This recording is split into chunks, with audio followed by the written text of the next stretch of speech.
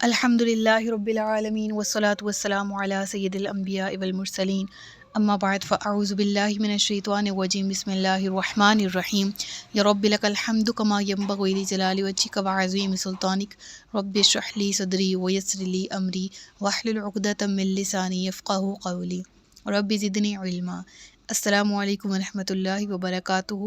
پارہ نمبر 26 سورۃ الفتح، اردو ترجمہ اور تفسیر۔ گزشتہ اسباق میں ہم نے کل 3 لیکچرز میں صلح حدیبیہ کا واقعہ کور کیا اور سورۃ الفتح کا اسباب نزول، شان نزول، پس منظر،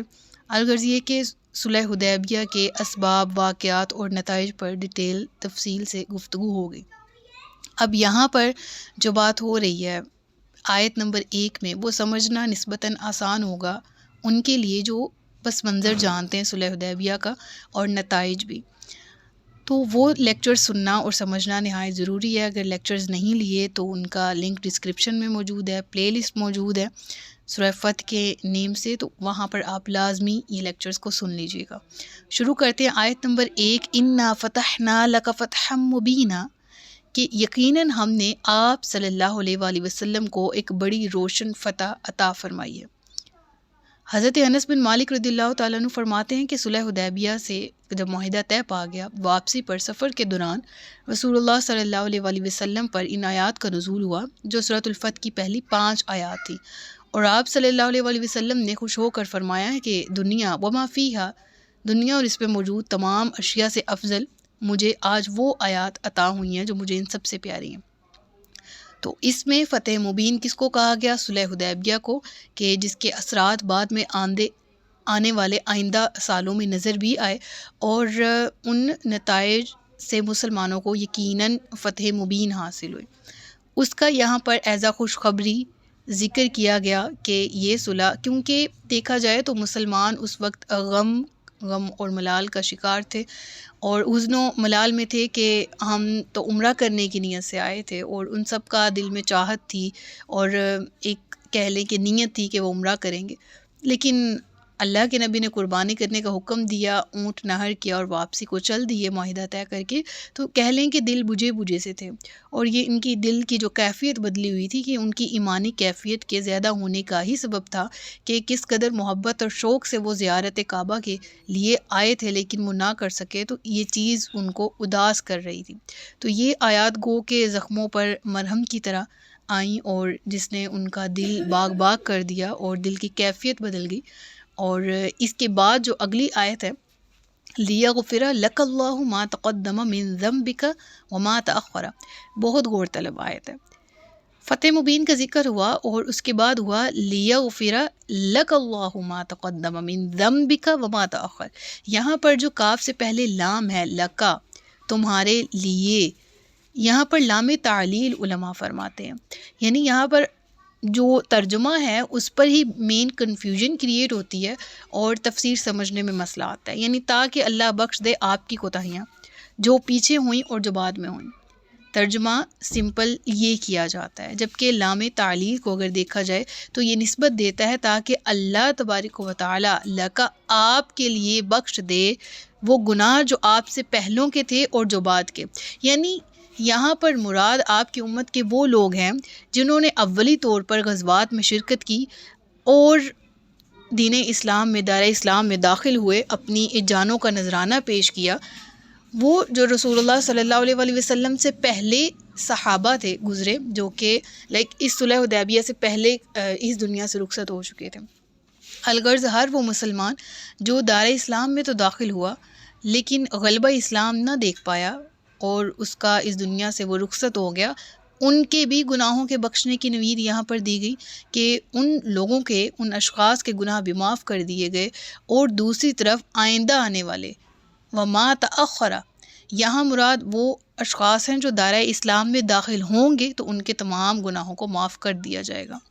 بہت سی مزید روایات ملتی ہیں یہاں پر، اور اگر علماء فرماتے ہیں کہ اس کا مین ترجمہ بھی دیکھا جائے، یعنی اول تو ترجمے کی حساسیت اس قدر ہے کہ علماء فرماتے ہیں مراد یہ کہ تاکہ آپ کے طفیل، آپ کی امت کے گناہوں کو بخش دیا جائے جو پہلے گزر چکی اور جو آئندہ آنے والی ہے، اگر توبہ کرے، دائرہ اسلام میں داخل ہو تو ان تمام کے گناہوں کو بخش دیا جائے گا۔ مین تو یہ. لیکن اگر دوسری طرف دیکھا جائے تو سورہ محمد کی آیت نمبر 19 میں میں نے اس کو تفصیلی طور پہ ذکر کیا تھا کہ حسنات الابرار سیئات المقربین، کہ بعض اوقات عام اشخاص کے لیے ایک عمل نیکی ہوتا ہے لیکن مقرب کے لیے وہ عمل نیکی نہیں ہوتا، بلکہ اس سے کچھ مزید ایکسپیکٹڈ ہوتا ہے. ٹھیک ہے، مزید اس سے طلب کیا جاتا ہے کہ عام شخص کچھ کرے تو وہ نیکی کنسیڈر ہو، مقرب کرے تو اس کو اس سے بڑھ کے کرنا ہے. سمجھ آ رہی ہے نا؟ تو اس چیز پر میں نے ڈیٹیل گفتگو کی تھی. اس آیت کو اگر سورہ محمد کی آیت نمبر 19 کو ریلیٹ کیا جائے یہاں سے تو ہمارے سامنے یہ والی کنفیوژن بھی کلیئر ہو جاتی ہے. یعنی یہاں پر مراد گناہوں سے معصیت نہیں ہے، نافرمانی نہیں ہے. عام لوگوں کے گناہ کی بات کی جائے تو پھر کیا ہے مراد یہاں پر، کہ اگر عام لوگوں کی بات کی جائے تو گناہ سے مراد ہر وہ چیز ہے جو نافرمانی میں آ جاتی. لیکن رسول اللہ صلی اللہ علیہ وآلہ وسلم تو راہ ہدایت پر ہیں اور راہ ہدایت کا پرچار کرنے والوں میں سے ہیں. ایون نبوت سے پہلے آپ کو صادق الامین کا ٹائٹل مل چکا ہے، اور نبوت، اعلان نبوت کے بعد کی آپ کی زندگی بے مثال ہے. اس چیز کی تفصیلات قرآن کریم میں ہی، یعنی آپ کی صداقت کی، آپ کے کریکٹر کی، سچے ہونے کی گواہی، کھرے ہونے کی گواہی تو خود قرآن دے رہا ہے. ٹھیک ہے، اور وہ کس طرح سے کہ اب دیکھیں لیغفر لک اللہ ما تقدم من ذنبک، یعنی ذنبک آپ کی کوتاہیوں سے مراد یہاں پر وہ خامیاں اور کوتاہیاں ہیں جو کہ رسول اللہ صلی اللہ علیہ وآلہ وسلم کی قیادت میں مسلمان کر رہے تھے. اور وہ کون سی کوتاہیاں تھیں؟ غلبہ اسلام کی جد و جہد میں جو رہ گئی تھیں. ٹھیک ہے، یعنی اللہ کے ارشاد کا مطلب یہ ہے کہ ہم نے ان ساری کمزوریوں اور کوتاہیوں سے درگزر کر کے محض اپنے فضل سے ان کی تلافی کر دی اور آپ کے لیے فتح اور نصرت کا دروازہ کھول دیا. اس آیت کو سمجھیے گا، اس آیت کے مفاہیم کو سمجھیے گا کہ یہاں پر گناہوں کے معافی، پچھلوں کے اور اگلوں کے گناہوں کے معافی سے مراد کون لوگ ہیں. ٹھیک ہے، اس کے بعد بات کر لیتے وَيُتِمَّ نِعْمَتَهُ. دیکھیں یہاں پر 7 ہجری ہے اور ذکر ہوتا ہے اور تاکہ اللہ نعمت پوری کر دے علیہ آپ پر اپنی. ٹھیک ہے، لیکن ساتھ ہی ساتھ اگر ہم فتح مکہ کے بعد کا وہ دور دیکھیں جب سورہ مائدہ کی آیت نمبر 3 نازل ہوتی ہے کہ الیوم اکملت لکم دینکم واتممت علیکم نعمتی ورضیت لکم الاسلام دینا. تو یہ سورہ کیونکہ نزول کے اعتبار سے ذرا پہلے ہے تو یہاں دین کے اتمام کی خوشخبری دی جا رہی ہے. اپنی نعمت کے اتمام کا اللہ تبارک و تعالیٰ نے یہاں پر ذکر کیا اور خوشخبری دی. اور پھر یہاں پر کیا وَيَهْدِيَكَ صِرَاطًا مُسْتَقِيمًا. بہت غور طلب آیت ہے، دیکھیے گا، اور دکھا دے تمہیں سیدھا راستہ. اب بظاہر اس فکرے میں لفظ جو ہے اس میں اشکال پیدا ہوتا ہے کہ وَيَهْدِيَكَ صِرَاطًا مُسْتَقِيمًا یہاں پر مراد کیا ہے؟ کون سے سیدھے راستے کی طرف رہنمائی؟ آپ تو پہلے ہی سیدھی راہ پر تھے اور یقیناً تو پھر یہاں اس سے مراد کیا ہے؟ دیکھیے گا قرآن کریم ایسا شروع میں اللہ فرماتا ہے وَإِنَّكَ لَتَهْدِي إِلَىٰ صِرَاطٍ مُسْتَقِيمٍ، کہ بے شک آپ نہ صرف خود سیدھے راستے پر ہیں بلکہ آپ سیدھے راستے کی طرف رہنمائی بھی کرتے ہیں. یعنی آپ ایک بہترین گائیڈ ہیں فالوورز کے لیے. بلکہ ساتھ ہی ساتھ سورہ یاسین جس سے ہم موسٹ آف اس فیملیئر ہیں، ہمیں ازبر ہے، ابتدائی آیات کیا ہیں؟ اللہ تبارک و تعالیٰ نے کلام پاک کی قسم کھائی والقرآن الحکیم انک لمن المرسلین علی صراط مستقیم، کہ بے شک آپ ضرور، البتہ ضرور، مرسلین بھیجے ہوئے رسولوں میں سے ہیں، علی صراط مستقیم سیدھی راہ پر ہیں. تو یہاں پر کون سی سیدھی راہ مراد ہے؟ یعنی جب رسول اللہ اب سے پہلے پچھلے مکہ میں موجود جو سال گزرے اور مدینہ میں جو ابتدائی 6 سال گزرے، یعنی کل 18 برسوں میں سربکف ہو کر راہ ہدایت پر ہی گامزن تھے. تو یہاں وہ یہدیہ کا صراط مستقیمہ کے فرمان کا کیا مفہوم ہے؟ مفسرین نے بہت سی آراء پیش کی ہیں، لیکن چند ایک آپ کی خدمت میں رکھتی ہوں کہ یہاں پر جو مسلسل جد و جہد تھی اہل ایمان کی طرف سے جو کی جا رہی تھی، تو اس حوالے سے گائیڈ کیا گیا کہ اے نبی آپ اپنے اہل ایمان ساتھیوں کے ساتھ اقامت دین کے لیے جو مسلسل جد و جہد کر رہے ہیں، اس حوالے سے آپ کی مزید رہنمائی کی جائے گی تاکہ دین کی یہ جو بنیادیں آپ کھڑی کر رہے ہیں ریاست مدینہ کی اور دین اسلام کے پھیلنے کے حوالے سے جو آپ کو رہنمائی رسول اللہ صلی اللہ علیہ وسلم کو اللہ کی جانب سے درکار ہے وہ ضرور مل کر رہے گی۔ تو یہاں پر جو اسلام کے پھیلنے کا یعنی اظہار دین حق کا عملی مظاہرہ جو رسول اللہ جس کے لیے جد و جہد کر رہے تھے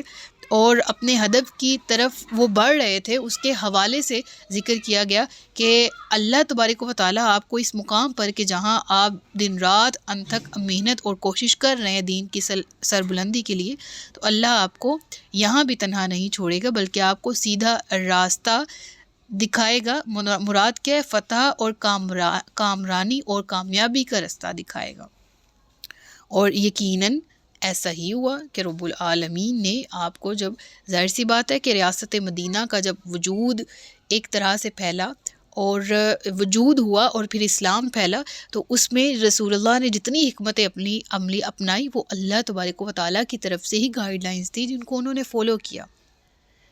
ٹھیک ہے، اس کے بعد ذکر کر لیتے ہیں وَيَنْصُرَكَ اللَّهُ نَصْرًا عَزِيزًا، اور تاکہ رب العالمین آپ کی زبردست مدد فرمائے۔ اب یہ آیات تو نازل ہو گئیں، تو صحابہ فرماتے کہ ہم نے اللہ تبارک و تعالیٰ کے رسول سے فرمایا کہ اے اللہ کے نبی، آپ کے لیے تو مطلب نازل ہو گیا، اللہ آپ سے کیا فرما رہا ہے، ہمارے لیے کیا پیغام ہے؟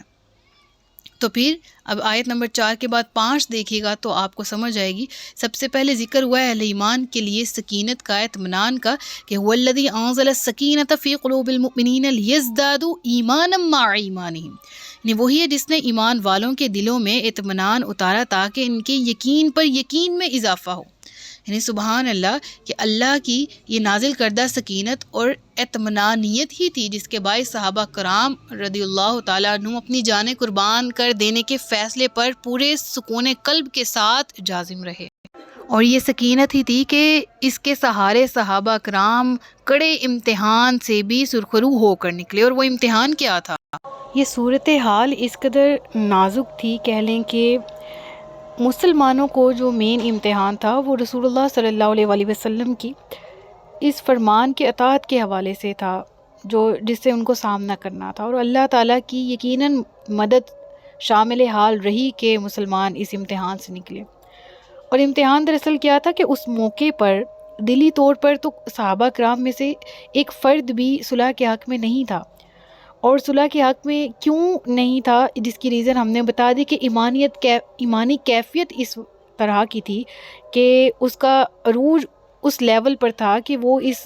کسی بھی صورت اس معاہدے پر اس لیے ماننے کے لیے راضی نہیں تھے کہ ہم نے زیارت کعبہ کرنی ہے۔ لیکن اس سچویشن میں بھی صحابہ کرام کے نظم و ضبط کا یہ عالم رہا کہ بغیر کسی استثناء کے پوری جماعت نے نبی کریم صلی اللہ علیہ وسلم کے حکم پر سر تسلیم خم کر دیا تھا۔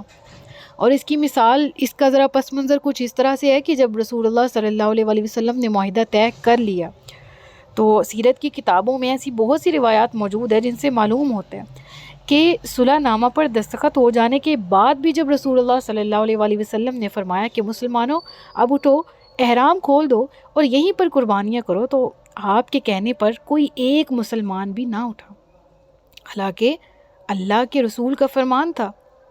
آپ نے پھر یہ حکم دہرایا تو بھی کوئی نہ اٹھا، حتیٰ کہ آپ نے تیسری مرتبہ فرمایا کہ لوگوں اٹھو، احرام کھول دو اور قربانی کے جانور ذبح کر دو۔ اور سیرت کی کتابوں میں یہ چیز تفصیل سے ہمیں نظر آتی ہے کہ تیسری بار کہنے کے باوجود، فرمان کے باوجود بھی کوئی تعمیل کے لیے نہ اٹھا۔ بلا شبہ صحابہ کرام رضی اللہ تعالیٰ عنہم کا یہ توقف جو تھا وہ اضطراری کیفیت کے باعث تھا، یعنی ان کا یہ خیال تھا، یہ خیال تو نعوذ باللہ بالکل بھی مقصود نہیں تھا ان کا کہ ہم نافرمانی کر رہے ہیں حکم رسول کی، بلکہ اس کی جو مین ریزن تھی وہ یہ تھی کہ ان کا یہ خیال تھا کہ شاید کوئی ہمارا امتحان ہو رہا ہے اور اس کے بعد کوئی نیا حکم آ جائے گا اور صورتحال بدل جائے گی، اور حکم آئے گا کہ ہم ان سے جنگ کریں، اپنی جانوں کو قربان کر دیں، لیکن ہم کسی بھی صورت اس سے پیچھے ہٹنے کو تیار نہیں کہ ہم زیارت کعبہ کے بغیر واپس جائیں گے۔ دراصل یہ صورتحال ایسی تھی پیچیدہ کہ جو صحابہ کرام رضی اللہ تعالیٰ عنہم کی سمجھ سے باہر تھی، کہ جو احرام انہوں نے حضور صلی اللہ علیہ وآلہ وسلم کی اقتداء میں عمرے کے لیے باندھے ہیں، اب وہ عمرہ ادا کیے بغیر میدان حدیبیہ ہی میں کھول دیے جائیں گے۔ تو اس چیز کو لے کے مسلمان بڑے کہہ لیں کہ اضطراب کی حالت میں تھے اس وقت صحابہ کرام۔ تو یوں ہی ہوا، آپ نے جب تیسری دفعہ حکم دے دیا تو کوئی بھی احرام کھولنے کے لیے نہ اٹھا، تو آپ اپنے خیمے میں واپس تشریف لے گئے۔ حضرت ام سلمہ آپ کی زوجہ اس وقت آپ کے ساتھ موجود تھیں، آپ نے ان سے ڈسکس کیا سارا معاملہ اور ساری صورتحال انہیں بتائی، تو پھر انہوں نے مشورہ دیا کہ آپ اپنی زبان مبارک سے کچھ نہ فرمائیں، بس اپنا احرام کھول دیں اور قربانی کا جانور ذبح کر دیں۔ چنانچہ آپ صلی اللہ علیہ وآلہ وسلم کے احرام کھولنے اور جانور ذبح کرنے پر سب مسلمانوں نے احرام کھول دیے اور اپنے اپنے جانور ذبح کر دیے۔ صحابہ کرام رضی اللہ تعالیٰ عنہم کے یہ رد عمل کا ذکر جو کیا گیا ہے، یہ حقیقت عیاں جیسے ہی ہوئی، یعنی کہہ لیں کہ صحابہ کرام کے مذکورہ رد عمل سے یہ حقیقت بہرحال عیاں ہو جاتی ہے کہ اس موقع پر سب کے سب صلح کو خوش آمدید کہنے کے بجائے اپنی جانیں قربان کرنے کے لیے زیادہ پرعزم تھے، اور اس کا ذکر ہی اس آیت میں کیا گیا کہ پھر ان کے دلوں کو جو ڈھارس بندھائی گئی اللہ کی طرف سے، وہ یقیناً اللہ کی مدد ہی تھی کہ هو الذی، وہی ہے جس نے اتارا سکینہ فی قلوب المؤمنین لیزدادوا ایمانا مع ایمانہم، تاکہ یہ ایمان والے جو ایک کشمکش سے، عجیب سی کشمکش سے گزر رہے ہیں اور دلی کیفیت جو ہے وہ مضطرب ہے، اس سے نکل آئیں، اور یقیناً یہ فیصلہ پھر مسلمانوں کے لیے آسان ہوا۔ رب العالمین کی مدد جب شامل حال رہی۔ وَلِلَّهِ جُنُودُ السَّمَاوَاتِ وَالْأَرْضِ وَكَانَ اللَّهُ عَلِيمًا حَكِيمًا، اور آسمانوں اور زمین کے تمام لشکر تو اللہ ہی کے ہیں، اور اللہ سب کچھ جاننے والا، حکمت والا ہے۔ اور یہ جو آیت ہے اگلی، آیت نمبر 5، جب رسول اللہ صلی اللہ علیہ وآلہ وسلم، میں نے مذکورہ شان نزول بتایا نا کہ آیات کی تلاوت کی کہ مجھے یہ آیات اس دنیا میں ہر چیز سے محبوب ہیں، تو صحابہ کرام فرماتے کہ ہم نے عرض کیا یا رسول اللہ آپ کے لیے تو حکم آ گئے، ہمارے لیے کیا حکم ہے؟ تو پھر آیت نمبر 4 میں سچویشن کا ذکر ہوا کہ اللہ کا انعام اترا تم لوگوں پر، سکینہ نازل ہوا، اور پھر دوسرے نمبر پہ کیا کہ آیت نمبر 5 کی تلاوت کی اللہ کے نبی صلی اللہ علیہ وآلہ وسلم نے، اور پھر ان کو خوشخبری دی کہ اہل ایمان کے لیے رب العالمین فرماتا ہے تاکہ اللہ وہ داخل کرے اہل ایمان مردوں اور عورتوں کو ان باغات میں کہ جن کے دامن میں ندیاں بہتی ہوں گی، جن میں وہ ہمیشہ رہیں گے، اور دور کر دے ان سے ان کی برائیوں کو، یعنی مٹا دے ان کے گناہوں کو، مغفرت کر دے ان کے گزشتہ گناہوں کی، جو اہل ایمان مردوں اور مومن مردوں سے اور عورتوں سے ہو گزرے۔ اللہ اکبر کبیرہ۔ تو یعنی اس صلح نامہ کے ساتھ ہی ان کو خوشخبری دی گئی جنت کی، خوشخبری دی گئی گزشتہ گناہوں کے مٹا دیے جانے کی، اور خوشخبری دی گئی فتح مبین کی کہ یہ صلح جو ہے وہ بہت خیر کا پیش خیمہ ثابت ہوگی، اور یقیناً ہوئی بھی، اور تاریخ کے اوراق ہمیں یہ بتاتے ہیں، اور پھر ثابت ہوا کہ اللہ تبارک و تعالیٰ کے فیصلوں میں حکمت ہوتی ہے۔ وہ الگ بات ہے کہ موقع پر وہ سمجھ نہیں آتی، لیکن یقیناً جو ہوتا ہے بہتر کے لیے ہوتا ہے۔ ہوا یدبر الامر، وہ تدبیر فرمانے والا احکامات کی۔